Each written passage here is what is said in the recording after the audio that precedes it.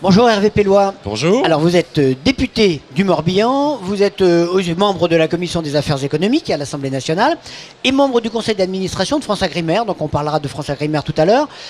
Mais d'abord, au vu des derniers événements qui se sont déroulés en Bretagne, votre région, mais aussi ce qui s'est passé lors de la visite du président de la République, on se dit que l'agriculture française se porte pas bien. Est-ce que c'est votre avis ?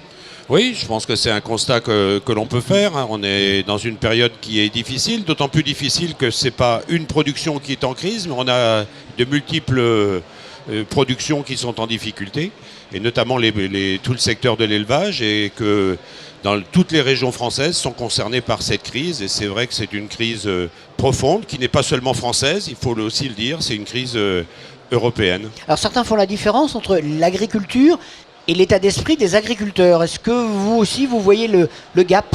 Oui, mais enfin, je dirais que les agriculteurs sont comme les Français. Hein, ils sont souvent en train de se plaindre, mais on est fait comme ça, sans doute. Hein, c'est pas une originalité spécifique des agriculteurs.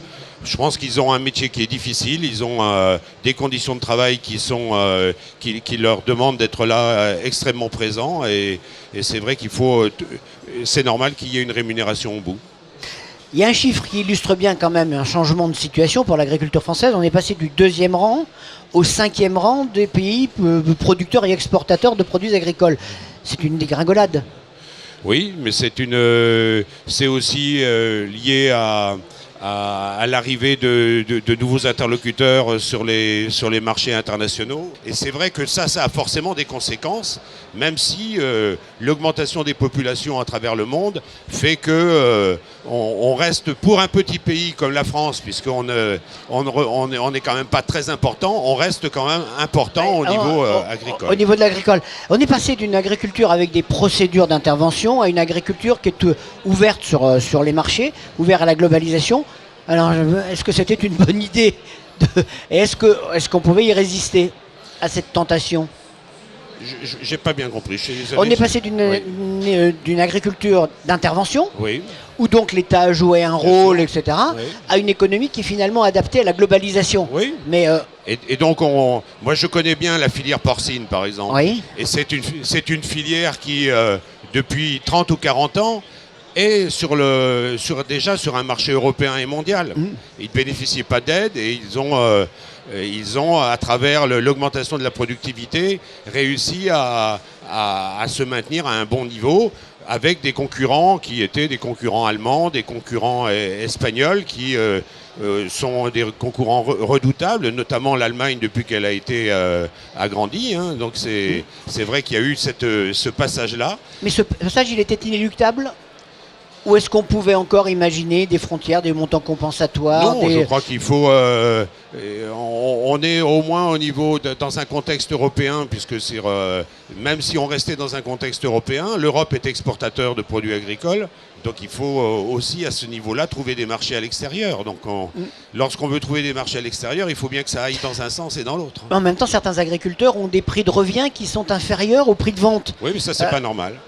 Moi, je trouve que c'est une des situations sur lesquelles il faut absolument qu'on réforme notre législation.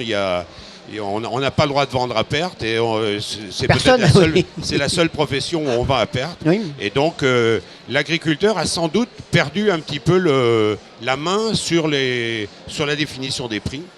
Et à travers les marchés au cadran ou autres choses qui ont pu se mettre en place, ce ne sont plus des outils, à mon avis, suffisamment adaptés pour pouvoir maintenir à moyen et long terme une production. Alors souvent on dénonce la puissance, la trop grande puissance des grands distributeurs.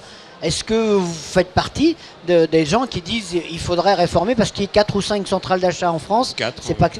C'est pas acceptable. Non, on est dans aujourd'hui avec une difficulté majeure et on voit bien que toutes les négociations qui se font annuellement sur le marché des produits agricoles, c'est des négociations qui sont terribles à la fois pour les industriels et par voie de conséquence pour les agriculteurs. Et il faut réussir à rééquilibrer un petit peu ça. Et la loi de 2008 sur la loi de modernisation de l'économie n'a pas abouti, et on peut dire que c'est même un échec. Et il faut reprendre certainement en introduisant probablement des notions de prix de revient dans les contrats entre la grande distribution et les industriels. Mais pour vous, l'agriculture française est adaptée au marché actuel? L'agriculture française n'est pas forcément toujours adaptée. Il faut aussi qu'elle s'adapte au marché. Il faut produire ce qui se vend. Et donc ça, c'est une évidence que aujourd'hui, on manque de bio, par exemple en France, on manque de porc bio en France. Eh bien, il faut certainement essayer de retrouver de la place dans toutes les niches qui, à la fois, donnent des marges et puis qui sont porteurs sur notre marché français. Alors pour tourner les dictates de la grande distribution, il y a souvent la logique des circuits courts. Est-ce que c'est quelque chose qu'il faut absolument favoriser? Bien sûr, moi je reste persuadé, parce que rapprocher l'agriculteur du consommateur, c'est retrouver aussi la confiance et réapprendre un petit peu à travers ces échanges, réapprendre un petit peu le rôle de l'agriculteur, et peut-être de donner aux consommateurs tous les éléments réels qui ont constitué l'aventure de l'alimentation avant d'arriver à leur assiette. Et ça me paraît essentiel. Et dans la loi d'avenir agricole, les projets alimentaires territoriaux qui vont permettre au niveau de villes, au niveau de petites régions, de réfléchir à la liaison entre l'alimentation dans les collectivités et puis les éleveurs, les producteurs de céréales. Tout ça, ça me semble extrêmement important. Et pour avoir vu cette démonstration dans ma propre région sur Vannes, je peux vous dire que c'était très intéressant. Alors que les élus n'y croyaient pas beaucoup au départ, on a vu que tous les agriculteurs, tous les commerçants qui étaient associés à ça ont trouvé ça très intéressant. Non, vous dites les élus n'y croyaient pas trop. Est-ce que les élus ne sont pas déconnectés quand même d'une certaine forme de réalité comme ça? C'est ce qu'on entend dire sur le salon souvent. Oui, mais bon, aujourd'hui, ce qu'on peut reprocher aux élus, c'est peut-être de ne pas avoir trouvé la solution. Mais la solution, on le trouvera par l'organisation des agriculteurs avant tout. Moi, je crois que c'est quand même eux qui ont à trouver le mode d'organisation qui leur convient bien. Et il faut qu'ils soient, à mon avis, beaucoup plus présents dans toutes les négociations qui ont lieu tout au long de la filière. Alors justement, dans ce contexte, quel doit être le rôle de FranceAgriMer? Vous êtes au conseil d'administration de FranceAgriMer depuis 2012. Oui. Comment vous concevez ce rôle?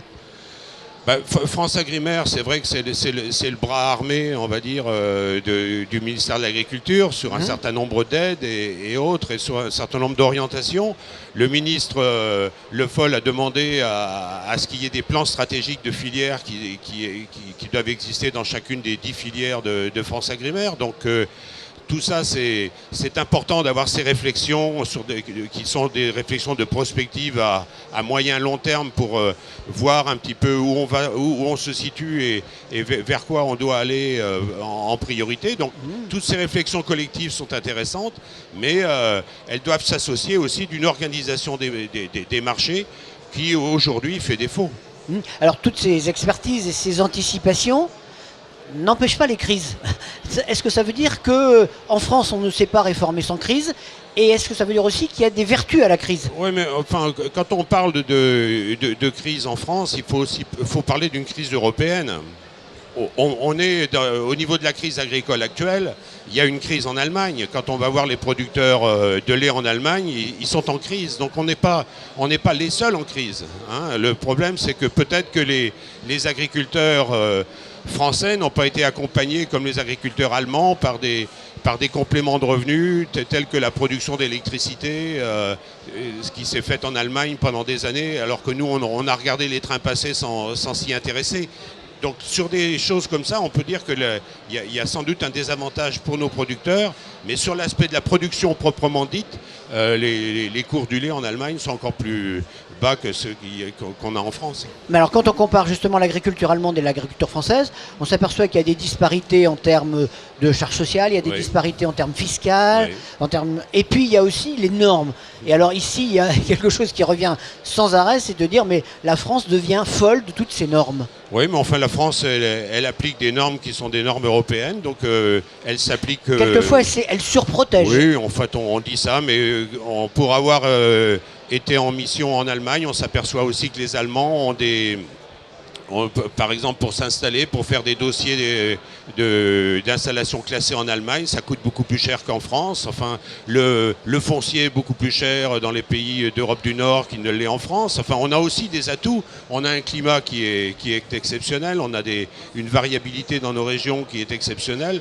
Donc, il y a des atouts. Il faut qu'on profite de ces atouts. Et les atouts des Français, c'est quand même de produire des productions de qualité. Et donc, il faut certainement que l'on vise davantage encore cette qualité. On peut dire qu'il y a des filières entières où on a développé des spécificités, des labels, etc. Et il faut qu'on continue à développer et à différencier les marchés. Alors qu'en production porcine, moi pour reprendre celle-là que je connais bien en Bretagne, il y a 10 ans, les industriels de l'abattage disaient qu'ils produisaient du minerai. Donc c'était quand même, pour parler de la viande, donc on n'était quand même pas dans une notion de qualitative. Qualité et de consommation. Même si c'était des produits de qualité, je pense que le terme était pas du tout adapté. Alors un responsable agricole hier à votre place disait mais nous on nous demande de courir le 100 mètres, mais par rapport aux Allemands on a des boulets aux pieds. Oui, mais enfin, bon, par rapport à un certain nombre de charges sociales, par rapport exemple, les successions, par rapport au coût de la main-d'œuvre, il y a eu des disparités, mais oui, les successions sont différentes, mais on ne va pas changer notre système de la propriété en France pour la comparer à l'Allemagne. Je vous ai dit, le coût de la terre est aussi moins élevé chez nous. Donc on a trouvé aussi de nouvelles formes d'organisation. Je pense que la loi d'avenir agricole pousse à ce qu'il y ait des organisations nouvelles, des mises en place de GAEC, que l'on redynamise tout l'achat de matériel en commun, enfin tout ce qui permet aussi de réduire nos charges. Il faut aussi qu'on ait cette notion-là partout. Alors, le dossier de la politique agricole commune sera réouvert à horizon 2020. Oui. Qu'est-ce qu'il faut souhaiter pour l'agriculture française ? Pour l'agriculture française, c'est sûr qu'il est temps de réfléchir à cette réorganisation de cette politique agricole commune qui revient tous les 6 ans. Et c'est vrai que les modalités ont déjà évolué en 2014, elles évolueront certainement en 2020. Grâce au président de la République, on a maintenu les 9 milliards pour notre agriculture française, qui n'était quand même pas gagné d'avance non plus, il faut le dire. Et il faut que dès maintenant, dans chacune des filières, on essaye de regarder ce vers quoi ces 9 milliards seraient le plus utile pour pouvoir permettre d'être compétitif demain dans le contexte européen. Alors vous parliez de ces 9 milliards, mais en même temps on entend dire la France maintenant à Bruxelles, en tout cas sur la politique agricole, elle pèse moins ou elle pèse plus. Non, mais plus on a de pays et moins chaque pays pèse. Notre ministre de l'Agriculture fait encore partie de ceux qui sont actifs par rapport à cette crise, par rapport aux problèmes soulevés au niveau de l'Europe. On est à l'offensive, mais c'est vrai qu'on est dans une Europe très libérale et que c'est difficile de contrer les velléités de cette Europe très libérale. Et moi, je suis pour l'organisation des marchés.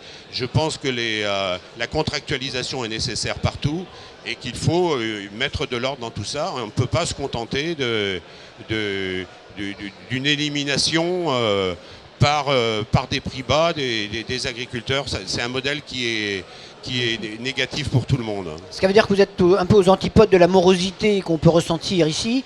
Vous êtes plutôt optimiste. Je reste optimiste parce qu'on sait quand même qu'on est 7 milliards sur Terre, on va être 9 milliards, 10 milliards en 2050, donc on sait qu'on va avoir de plus en plus de bouches à nourrir, donc l'agriculture aura toujours un rôle à jouer, mais il faut sans doute que l'on sache s'adapter aux besoins nouveaux, aux demandes nouvelles, et et qu'il y ait aussi un prix rémunérateur pour l'agriculteur. On sait très bien que d'augmenter de 10 centimes le prix du porc, si on était sûr que ce prix serait reçu par le producteur de porc, pour 30 kilos qui sont consommés par habitant et par an, ça fait, vous voyez, dans le panier de la ménagère, je parlais de 10 centimes, ça ferait 3 euros ou 6 euros si c'était 20 centimes. C'est pas ça qui va changer la face du monde. Merci Hervé Pellois. Je vous en prie, merci.